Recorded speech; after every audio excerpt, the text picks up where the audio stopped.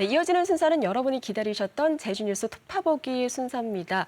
꼼꼼한 언론 모니터와 분석으로 시청자분들의 현명한 미디어 소비를 돕는 코너죠. 고재일 기자 함께할 텐데요. 오늘도 신문의 얼굴 일면 사진 소개부터 좀 시작을 해볼까요? 네, 재민일보가요. 11일자에 한라산 국립공원 관리사무소가 제공한 한라산 사진을 실었습니다.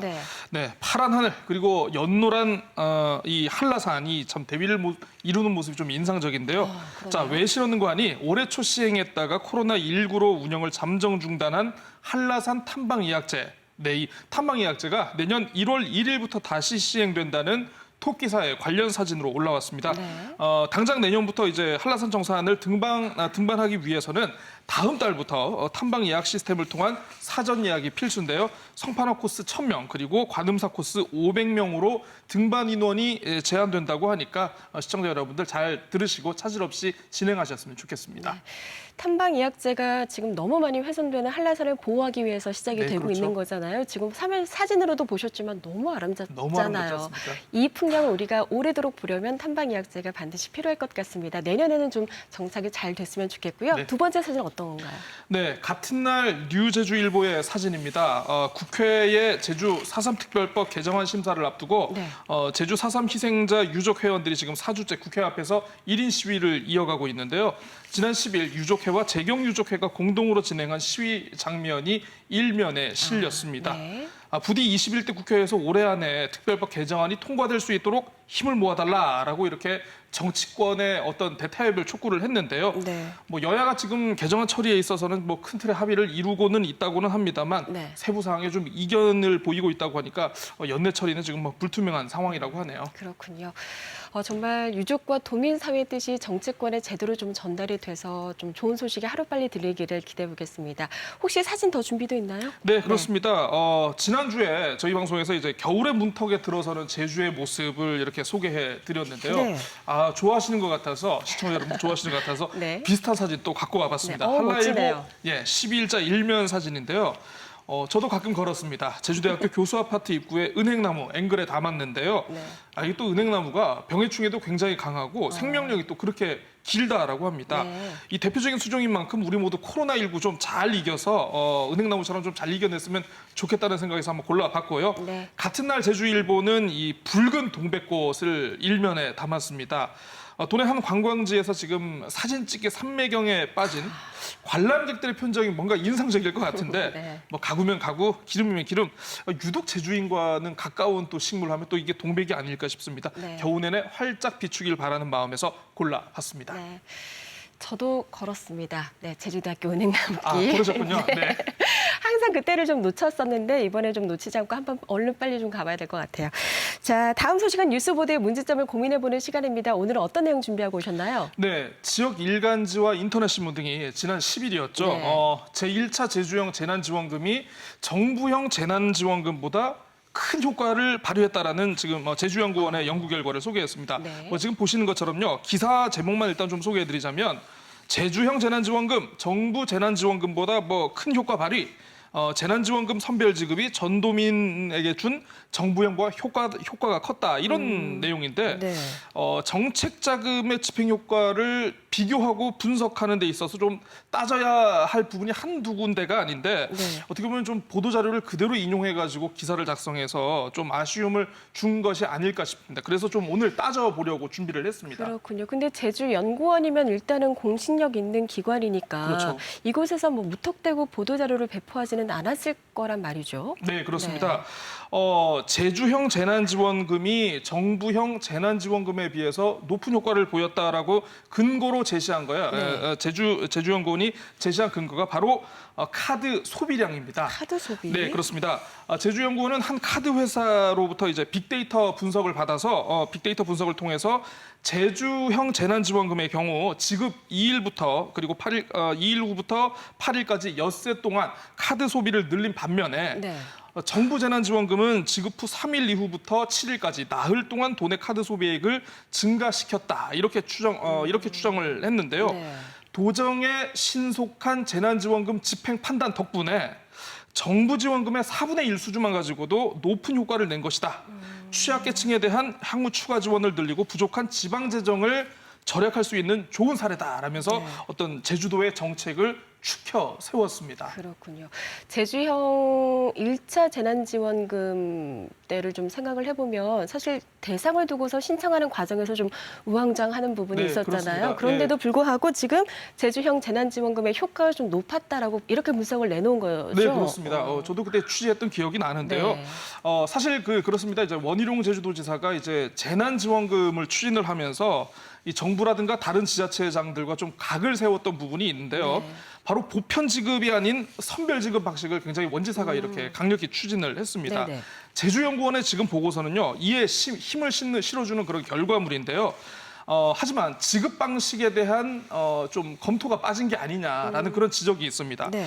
아시는 것처럼 이제 정부형 재난지원금의 경우에는 카드 포인트라든가 상품권 이런 형태로 지급되지 않았습니까? 그렇죠. 네, 지원금의 사용 시한도 이게 정해져 있고 사용처도 정해져 있다 보니까 지원금이 어떤 형태로 소비됐고 어느 정도 소진율이 나왔는지 이게 정확한 데이터가 나올 수가 있거든요. 네. 하지만 제주형 1차 지원금의 경우에는 전액 현금으로 지급이 됐습니다. 네. 그러다 보니까 지원금이 이게 카드 사용과 연계가 있을까?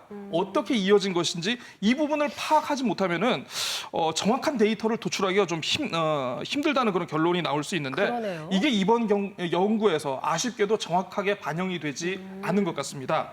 그리고 4월 말이라는 시기적 특징을 좀 간과한 측면도 있는데요. 네. 혹시 올 4월 말 어떤 현상이 있었는지 기억나십니까? 어땠죠? 네.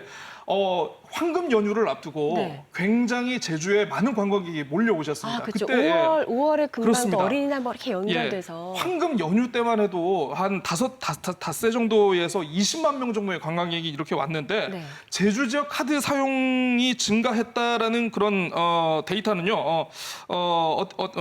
자세히 들여다보면은 네. 이게 도민과 관광객의 사용 액수가 더해진 규모로 이렇게 볼 수가 있거든요. 그래서 정확히 제주형 네. 재난지원금의 효과를 가려내기 어려운 부분이 있다는 겁니다. 그리고 가정의 달인 5월 경우에는 네. 가계 소비가 다른 달에 비해서 굉장히 높은 특징이 있습니다.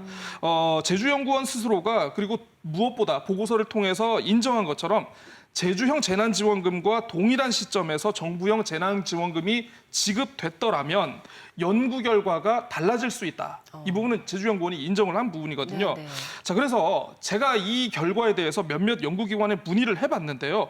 이 보고서만으로는 제주형 재난지원금의 효과를 판단하기에는 조심스럽다. 네, 이런 입장을 밝혀주셨더라고요. 그렇군요. 그러니까 보고서의 객관성을 검증하지 않은 채 그대로 이제 보도를 한 부분이 네, 굉장히 좀 그렇습니다. 안타깝다라는 말씀이셨고 언론 보도와 관련해서 최근에 좀 주목할 만한 판결이 또 있었다고요. 네, 기사와 관련된 내용은 아닌데요. 네. 잘못된 기사와 관련된 판결이 하나 있었습니다. 네네. 그래서 좀 소개를 해드려야 될 것 같은데요. 네. 가끔 이제 기사나 뉴스 보다 보면은 분양 사기 같은 그런 고발성 기사 많이 보실 수 있지 않습니까? 앞으로 좀 꼼꼼히 보셔야 할 것 같습니다. 자, 법원이 지난 10일이었죠. 명예훼손과 업무방해 혐의로 기소된 모 경제신문사 기자 진모 씨에 대해서 벌금 50만 원을 선고했다라고 밝혔는데 이 건설회사가 연예인을 내세워서 분양 사기를 벌이고 있다라는 지인의 허위 제보만 믿고 그리고 허위 제보만 믿고 2017년 12월 29일 연예인 먹튀 타운하우스라는 제목의 기사를 출고를 한 겁니다. 네. 자, 재판부는 일정의 다소간의 차질에도 불구하고 결국 정상 준공이 됐다. 사기 분양이라고 할 수 없는데 먹튀라는 단정적인 표현을 썼다라면서 이 판시를 했습니다. 그렇군요. 뭐 기사를 작성하는 데 있어서 가장 기본 중에 기본이죠. 기자님은 너무 잘하실 거고. 그렇죠. 네. 네. 거기다가 이제 기사가 나오기까지 정말 직전까지도 점검을 해야 되는 게 팩트 체크인데 그거를 또 다시 한번 일깨워준 선고가 아니었나 싶습니다. 자, 혹시 언론에 좀 순기능을 보여주는 좋은 네. 기사는 없었나요? 네, 그렇습니다. 가급적이면 이런 뉴스를 제가 많이 소개를 해드리려고 네. 하는데요. 먼저 제주 MBC 뉴스데스크의 이슈 추적 가파도 프로젝트 보도를 좀 소개해드리려고 네. 합니다. 제주도와 현대카드가 지난 2013년 9월부터 추진한 가파드 프로젝트라는 사업이 있습니다. 네. 이 사업의 현실태와 문제점을 지적을 한 기획 보도인데요. 가파도를 이 세계적인 문화예술의 섬으로 만들겠다며 추진한 사업이 정작 일부 시설의 불법 허가로 시작 단계부터 잘못된 점, 그리고 일부 주민만 참여하면서 마을 공동체 수익 사업 때문에 오히려 주민들 간의 갈등이 벌어지고 있는 점을 집중 조명을 했습니다. 네.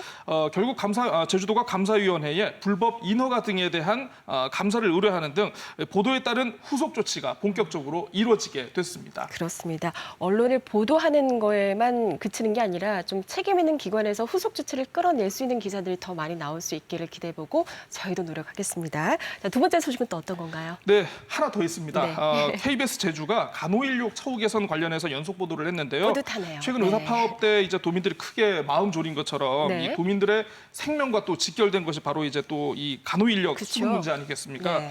제주의 간호인력 수급 문제의 이 문제점을 들여다보면서 남아 있는 인력들의 어떤 고단한 실태, 그 되풀이되고 있는 악순환을 좀 짚으면서 직접 원희룡 지사에게 이 문제에 대한 해결 대책을 약속을 받아서 좀 의미 있는 보도로 이렇게 좀 소개를 해드릴 수 있을 것 같습니다. 그렇습니다.